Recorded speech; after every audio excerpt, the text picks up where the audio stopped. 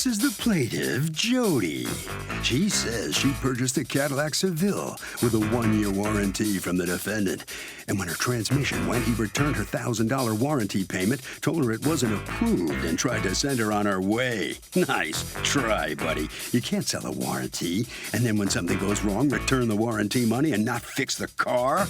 She's here in the name of justice, suing the unscrupulous car salesman for the $2,800 her new transmission is going to cost her. This is the defendant, Abu Dawli. He says the plaintiff was under the impression the warranty she applied for was a sure thing and didn't understand there's an approval process they go through. Unfortunately, her warranty was denied. He offered to fix her transmission for the $1,000 she paid for the warranty, or he would refund the money to her. She chose the refund option. He sent her a check, and he doesn't understand why he's being sued. He's accused of being a slippery salesman. All parties, please hit your radio. Welcome back to the People's Court. Next case in the docket, the plaintiff bought a Cadillac Seville with a 1-year warranty, and when something went wrong with the car, they tried disclaiming the warranty. The defendant says the warranty was simply denied. It's the case of he puts the CAD in Cadillac. Thank you, Douglas. Okay, Jody, you've asked me to refer to only as Jody. You are suing Gold Auto Mart LLC, represented here by Abu Dawli. You're the owner? Correct. Okay. For $2,800, the cost of a transmission replacement that you are being forced to pay for on a car that you bought from him. Yes. All right, and that was warranted by him. Tell me what happened. I bought the car. What day? I'm sorry, October 24th. Mm-hmm. And, you know, I liked the car and everything, and I got approved for the loan. And also, they included a warranty that I had to pay $1,000 for, which I did. I took the car home on the 26th. My husband and I went down, we got the car.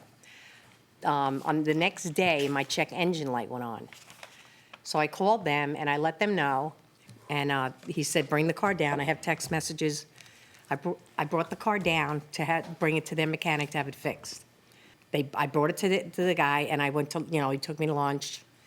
And Took you to lunch? And yeah, he left me at a restaurant so they can work on the car. Oh, he didn't take you to lunch. Yeah, no, he dropped me off. That's a little peculiar. That is a full-service place. Go ahead, I'm sorry.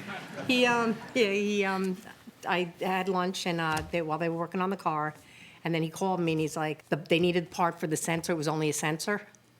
So they had to order the part. I'm like, okay. So I went home, and I didn't, you know, I'm like, when can we do this again? When can we do this again? And I didn't hear anything. And then November 28th, Steve called me and said, you know, come down. Your warranty's not any good. Like, Wait, it didn't get approved. Hold on. At some point, did you take your car to your own mechanic?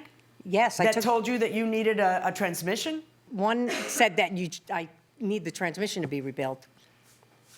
Two mechanics. Wait, why are you looking at him? Come on up. Who is he to you? My husband. Okay. What's going on? I'm nervous. They said that the one mechanic that we brought it down to said that it had to be, the transmission has to be pulled down to replace that part. Then we went to a transmission place, actual transmission, that's all they do. And here's a surprise. The transmission people said you needed a new transmission? Needed a new transmission. Okay. So what's going on? Judge, with all due respect, I'd like to start by just correcting your initial statement that they purchased the vehicle from me that was warrantied by me. That is incorrect. The warranty that we're currently discussing is actually from an independent company Okay, that now has no hold on, affiliation because with I'm me. confused. I have paperwork that they handed me where it's got the warranty. Look at this document. That's from you guys. And it says, you mark the box that says warranty, and then it says under that, the dealer will pay blank percentage of the labor, blank percentage of the parts, and then somebody was lazy and didn't fill that out, and instead writes 1 year unlimited something. What's that? Judge, I What's could that actually read word? that. Unlimited what? miles. What? Unlimited miles. 1 year, and then it As- says, hold on, as per cars, unlimited miles. What is cars? Cars is the contract that I was pointing out to you, the company that actually provided the Now, warranty. here's my question. Do they see that? Of course, she signed this. That's what I want. And if I may point out, page... No, wait. You know why you and I got off the wrong foot? Because you started your testimony with what? With all due respect. Do you know what judges hear when they hear with all due respect? with all due respect, comma, you blithering idiot, you. That's what we hear, even when people don't mean it. I understand. Never tell a judge, with all due respect. Never do that. All right, hold on. This is her signature? Correct. Okay. Is that your signature? Yes, and I don't even have this. Okay. But you had it at one point because you touched it, because you signed it, right? And that's where the issue lies. Now, what, according to you, did this third-party company do? Well, as per page 2 that you have in front of you now, Judge, I saw it. as noted by the asterisk there, they reserve the right to refuse the coverage for any reason that they deem fit. Incorrect. It says for cause, which, frankly, I wouldn't buy that warranty. But for cause means for cause. They do something wrong. This isn't your problem. Correct. This is going to be the third party's problem. Absolutely. But this is malarkey. And you should not be referring your customers, because you like your customers, right? Of course. You love your customers. You want to treat your customers right? Them saying to you, is that what happened? They said that to you? Oh, we reserve the right to cancel any application of service contract for cause as determined by CARS. They think that means that if they actually have to pay something for the $1,000, if it actually turned out to be a bad bet for them, that they get to bail? Is that what they think? Judge, again, this is actually commonplace as far as contractual... Why would you be defending them? I expect you to be outraged. Judge, again, if I may just add one point here. With all due respect? I did go to bat for the customer, as I have many other times, anytime there have been issues. And in this particular case, as I entered the picture, I was brought in. I contacted her immediately once I became aware of the situation. But just get to that point, though, because we don't have to go over it. And what I did was I did work with scheduling her to come down, go to my mechanic, and make an assessment. At that point, I was already very confident that I had no legal liability to do so. I spent money out of pocket for which I have receipts. I also provided as evidence. I also, as she confirmed, sent her out to a nice dinner while the mechanic was looking for the meal on me. Salad. Which I on didn't have you. to. It was on you. It was on me. Was it on you? Yeah, it was a nice salad. Well, that's what you ordered. She had her choice. He can't control what you order. Yeah, so again, when I realized that there was an issue with the warranty company accepting the warranty coverage, I did have issue with that, and I did go to bat for her. Unfortunately, my hands were tied. I then offered her the option of either my refunding her the whole $1,000, the entire amount, which I collected for the warranty, or... Did you, since they rejected it, they're due for sure the $1,000. Of course. Or have my mechanic utilize my discounted service rates and parts rates and allow him to fix the whole entire car for that same $1,000 that I already had in-house from her. Right. Was that offered?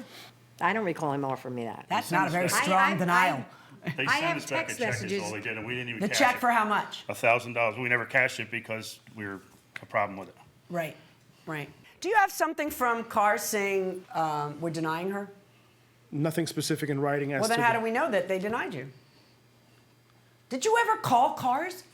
No, I Well, don't. Everything why was- not? The only everything thing was you through have him. says CARS. Why wouldn't you call them? Everything was through I them. thought I was just. Why going are through you? Did they ever tell you we called CARS? The purchaser never told me they called cars, no. No.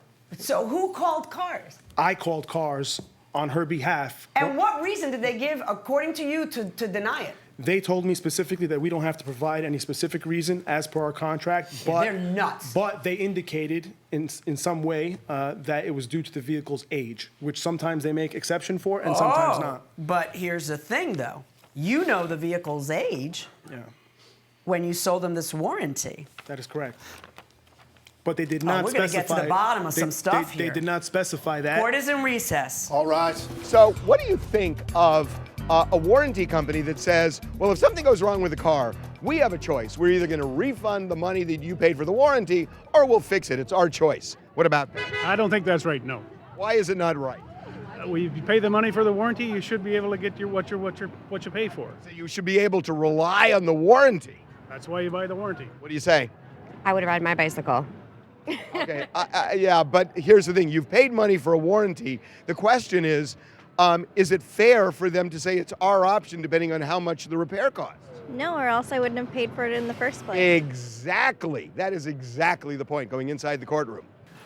This is a very unusual case. Normally, your side just says, why am I here? I didn't, they have a third-party warranty company to sue. But your side is telling me, I went above and beyond, I went the extra mile, and I called the warranty company. You know what they told me? I called them, and guess what? They have no record of this contract. Not they denied the contract. They have no record. The only record they have is the one they created in November when someone called them to ask about it, which I think had to be you. Who in your firm is the person who, you're the owner, right? That's correct. Who mechanically collects that $1,000 and is responsible for sending it to these folks? The person whom committed the transaction, normally one of the salespeople. What do you have in place to know that if they're telling me we have no record of ever having a contract with these people, not we denied it, we have no record of the $1,000 ever coming, essentially. I'm going to need to see, and I'm going to give you some time to do it. Mm-hmm. I'm going to need to see some proof that your company paid the $1,000 in this case on this contract. Okay, so don't just give me some big bill for 1 month for a bunch of cars, because that doesn't prove jack. Okay? Otherwise, you know what might be happening? Somebody's pocketing the $1,000 and playing roulette. And I don't think it's you, because you're the guy who actually called. You say you called. You say you didn't. They have a record of a call. But something smells fishy. So what's going to happen, because you're right, so long as you do what you represent you're going to do, which is hand over the money to the company, then you're out of it. But if you can't prove to me, one, that the money went from your salesman's hands to the company for this case, and two, that they denied it. Because once you prove the money went to them, you should be able to speak to a supervisor, get a name, because something's wrong here. How long do you think you'll need to do that? Should be a matter of a couple days. All right, I'm gonna give you a week. So the bottom line is, it's your company. You sell their product, you sold it to them, you're gonna have to get to the bottom of this with supervisors and everything else. I did the most I could, which is gonna freeze this case right now. And if you get me proof that you sent them the $1,000 and something from them in writing about why they're denying it, you are on your way, and you folks have to sue a different party. If you get me proof that you sent them the $1,000 and they won't cooperate and give you a reason in writing, you still have to go sue them, and you go on your merry way. If you can't get me proof that you sent them the $1,000 for warranty coverage on this case, you're gonna be paying for a new transmission. And I'm gonna tell you the only reason that I am making you do this and that I don't make other people do this is because I have never in my life heard somebody make a claim on a third-party warranty and had this side handling everything. I have never heard of a sale of a third-party warranty and the third-party warranty saying, oh, you're actually gonna use us? Nah, we're not gonna cover it. The third strike, which has me very concerned, and it should be no trouble at all for you to clear this up for me, but the third strike is when I call to get the information. Their answer to me is, we never had a contract. And that is why you need to figure out what is going on and prove to me that you did your part of the deal, which is hand over the money to them, because they're saying you didn't. So let's get to work, shall we? Thank you, folks, and I will give you my ruling as soon as the week is over. If I don't hear from him again, he's going to be paying for the transmission. All right, let's see how this shakes out. Hopefully you'll be able to get proof of it, and there won't be an issue. In any event, we'll give you a week. That should be plenty of time. I cannot wait to hear what happens. Good luck, folks. Thank you. Thank you. So in a rather fascinating case, the final decision is still pending here until you can get some information. You understand what the judge needs from you. Absolutely. Do you think you can get it? I mean, it'll clear your name if you can. I think I'll have no problem getting it, but I do think that the judge seriously deviated from the whole point of the case in that I have contractually, legally binding documents here indicating that I had no legal liability. So I respect the judge's decision, and I will go ahead and provide her with those documents, but I disagree as far as how the case deviated from Well, you're the initial free to subject. disagree, but the judge disagrees with you. Of course, I In this understand. case, it's her decision that counts. Of course, you know and that. I respect that, absolutely. All right, well, good luck. Hope you can get it, all right? Thank you so much. Thank you very much. The plaintiffs are now on their way out of the courtroom. It's amazing you didn't realize there was this third party involved, and you didn't have a copy of that I sheet, don't. right? They said they'd get me one. No, but you didn't, you're sure No, you I didn't get have- one from them? absolutely don't. I Okay. have everything else. Well, you've learned a lot today. This is not over yet, so we'll see what happens, okay? Thank You all right at the moment? I am. I mean, you don't have any choice. You have to be all right, Then what'd you okay? ask me That's the way it is. All right, thank you very much. Harvey, again, fascinating case. What do you think? Okay, Doug, quick update. The defendant never submitted the warranty application along with the grant. That will do it for this case. Litigants for the next case on the way into the courtroom right now.